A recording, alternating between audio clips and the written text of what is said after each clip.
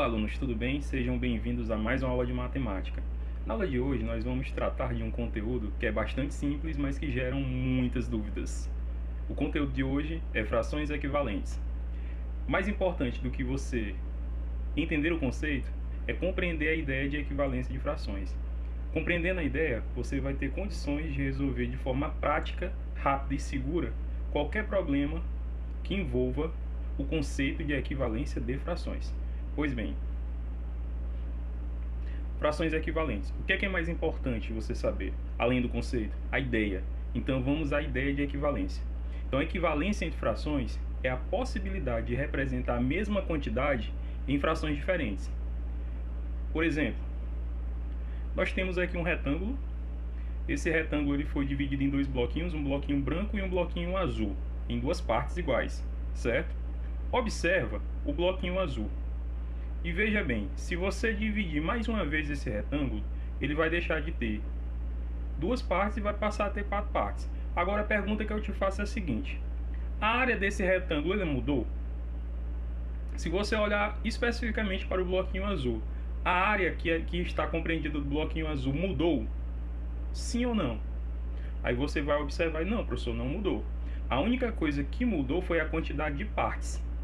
Então é justamente aí que nós começamos a fazer a inferência da ideia de equivalência.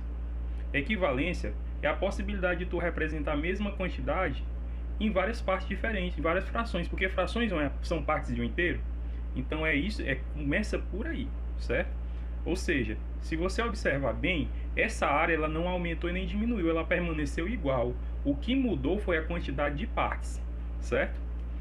Vejamos, comparando essa figura, esse retângulo de quatro partes com o anterior, que só tinha duas partes, eu vou ter isso, ó. Olha aí, eu tenho na primeira figura, que é essa figurazinha de cima aqui, nós temos um retângulo com duas partes, certo? E já nessa figura 2 desse retângulo, nós temos um retângulo com quatro partes. Agora eu quero que você preste muita atenção, preste bastante atenção nesse bloquinho azul. A área vai continuar sendo a mesma. A única coisa que mudou foi a quantidade de partes, certo? Se você for representar cada uma dessas figuras na forma fracionária, como é que tu vai representar? Então, observa o primeiro retângulo. Eu quero representar uma fração que represente a quantidade de bloquinhos azuis. Então, aqui na primeira fração, nós vamos ter isso, ó, 1/2. Já na segunda figura, que é o retângulo que foi dividido em quatro partes, nós vamos ter a fração 2/4. Qual é a conclusão que nós chegamos? Sabendo que a parte azul continua sendo a mesma quantidade de área, significou dizer o quê? Que a fração 1/2 e 2/4 são frações diferentes que representam a mesma quantidade, certo? Então essa é a ideia de fração. Eu tenho duas frações representando a mesma quantidade de área. Viu como é simples? É muito simples você trabalhar com a equivalência de fração. A área mudou? Não, continua sendo a mesma. O que foi que mudou? A quantidade de partes. Beleza, gente? Então vamos continuar dentro da ideia. Para encontrar fração ou frações equivalentes, basta multiplicar ou dividir o numerador e o denominador da fração por um mesmo número diferente de zero. De forma prática, se você quer identificar uma fração equivalente a uma fração dada, a única coisa que você vai precisar fazer é ou você multiplica ou você divide. Só que nesse processo de multiplicar e dividir, algo deve ser executado com muito cuidado. Quando você multiplica ambos, numerador e denominador, por um mesmo número. E se você dividir, você divide ambos, numerador e denominador, pelo mesmo valor numérico. Certo, gente? Então vou mostrar para vocês agora um exemplo com a multiplicação. Então nós temos aqui a fração 1/2, que é aquela fração que nós utilizamos na ideia primária da nossa equivalência, certo? Então nós temos aí nossa fração 1/2. O que é que acontece se eu multiplicar ambos, numerador e denominador, por 2? O que vai acontecer é isso, ó. 1 multiplicado a 2 vai dar 2. 2 multiplicado a 2 vão dar 4. Então a fração resultante nós vamos encontrar é 2/4. Perceba que essas duas frações elas vão representar a mesma quantidade. Se elas representam a mesma quantidade, então eu posso chamá-las de frações equivalentes. certo? Porque isso já está provado, porque foi a ideia anterior. Mas não significa dizer que sempre eu vou ter que multiplicar por 2. Não importa o número.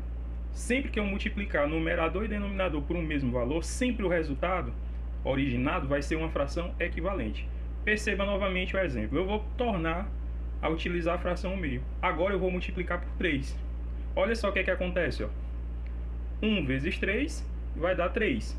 2 vezes 3 vai dar 6. Então a fração resultante vai ser 3/6. Significa dizer o quê? Que tanto 3/6 como 2/4 vão ser equivalentes ao meio, que foram frações resultantes da multiplicação do numerador e o denominador por um mesmo valor, certo? Isso é o que isso na verdade é o princípio da ideia. Então é isso que você tem que levar, certo? Eu consigo originar uma fração equivalente pela multiplicação? Sim. Como é que faz, professor? Desta forma que fizemos, multiplicando ambos numerador e denominador por um mesmo valor, certo? Agora nós vamos ver como obter uma fração equivalente pela divisão.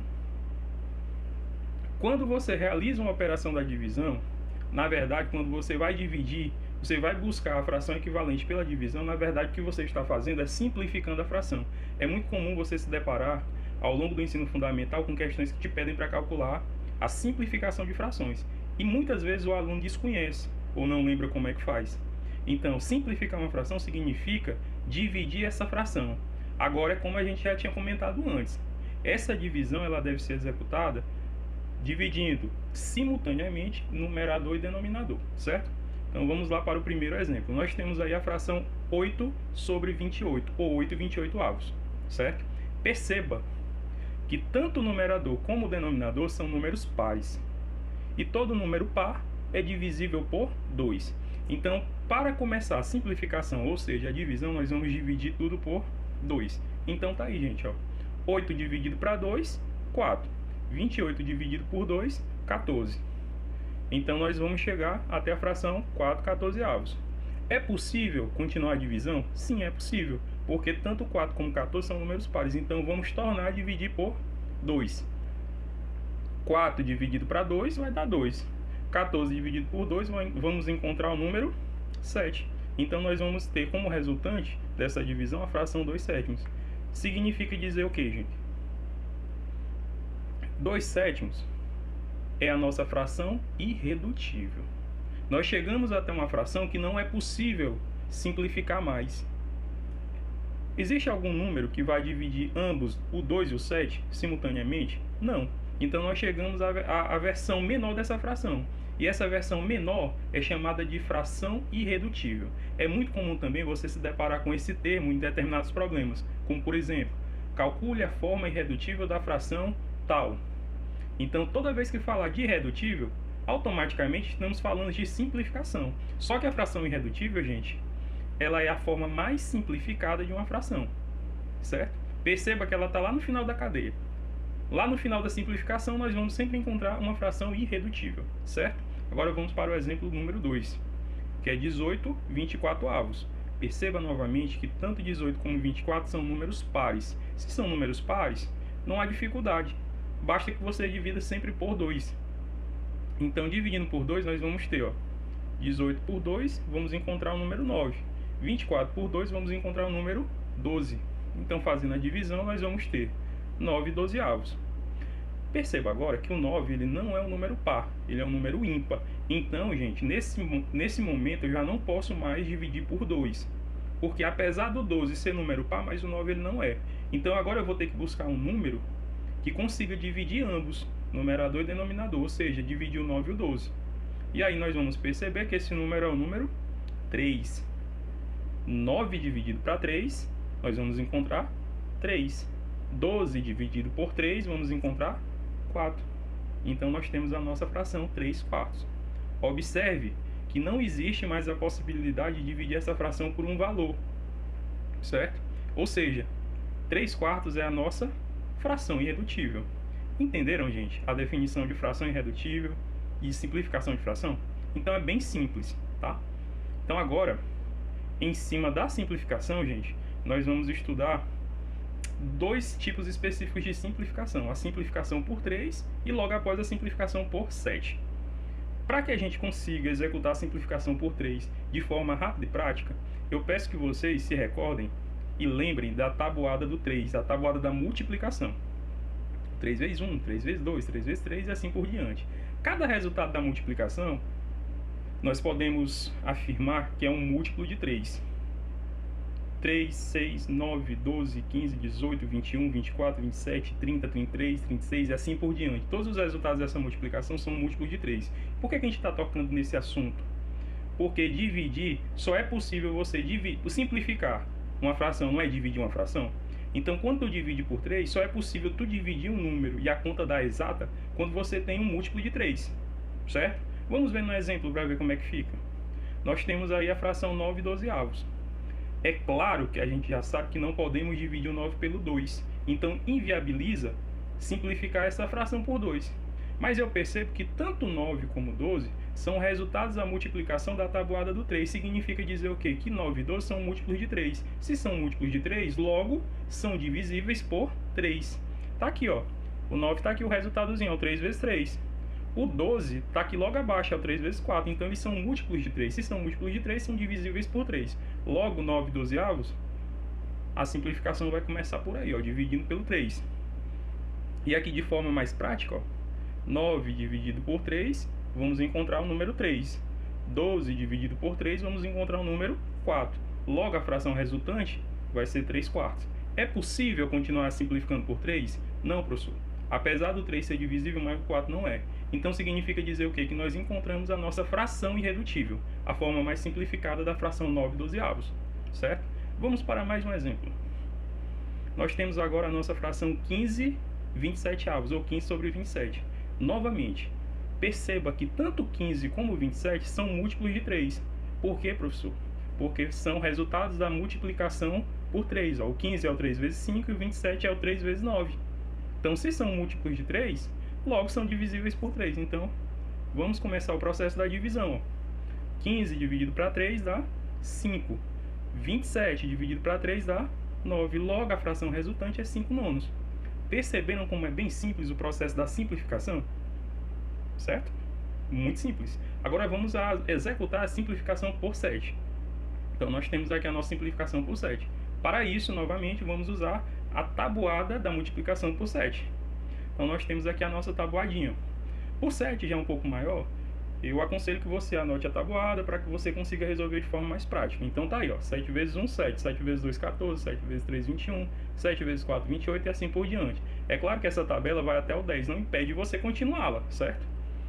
Então, gente, o resultado de cada uma dessas multiplicações por 7 são chamadas de múltiplos de 7. Se um número ele é múltiplo do 7, logo ele é divisível por 7, certo? É a mesma ideia da simplificação por 3. Vamos para um exemplo?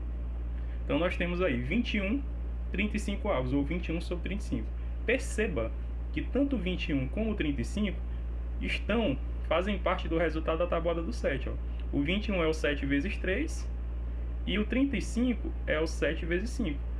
Ora, se 21 é resultado da multiplicação do 3 pelo 7 e o 35 é o resultado da multiplicação do 5 pelo 7, logo nós podemos afirmar que 21 e 35 são múltiplos de 7. Se são múltiplos de 7, são divisíveis por 7. Aí você me pergunta, mas professor, o 21 também está aqui na tabuada do 3. Gente, não tem problema algum, o número ele tem vários, o número 21 ele tem vários divisores. Então ele vai aparecer em outras tabuadas também, tá? Mas aqui o caso da simplificação por 7 é procurar um número que divida simultaneamente os dois. E esse número é o 7, certo? Então dividindo aí por 7, nós vamos encontrar o seguinte, ó. 21 dividido para 7 equivale a 3. 35 dividido por 7 equivale a 5. Então nós vamos ter a fração 3/5. Essa fração ainda deve ser simplificada, ainda deve ser dividida por 7? Não, gente, porque os seus elementos são números inferiores a 7. Então, de forma bem prática, nós chegamos à fração equivalente a 21/35, que é 3/5. E lembrando, gente, se nós estamos simplificando, é claro que essa fração irredutível ela é equivalente. É muito comum você encontrar questões desse nível, que falam assim, ó, calcule a fração irredutível e equivalente. Ou seja, toda fração irredutível, automaticamente ela é equivalente, porque ela está dentro da ideia de equivalência, certo? Beleza, então vamos agora para o último exemplo. Nós temos aí 49 77 avos, ou 49 sobre 77. Novamente, gente. O 49, ele está aqui na tabuada, ó. 49 é o 7 vezes 7. E o 77? Aí você fala, professor, não estou enxergando o 77 na tabuada. É claro que aqui a gente estabeleceu um limite. E esse limite ele não deve ser estabelecido, ó, na sua cabecinha, certo? Então sempre continue. Depois do 70, vem o 7 vezes 11, que dá 77. Ou seja, 77 é o resultado de uma multiplicação do 11 pelo 7. Logo, ele é um múltiplo de 7 também. Certo, gente?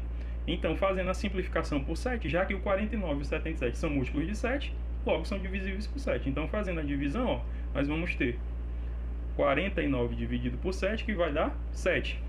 E o 77 dividido por 7, nós vamos encontrar 11. Logo, a fração resultante, fração irredutível equivalente, será 7 onzeavos.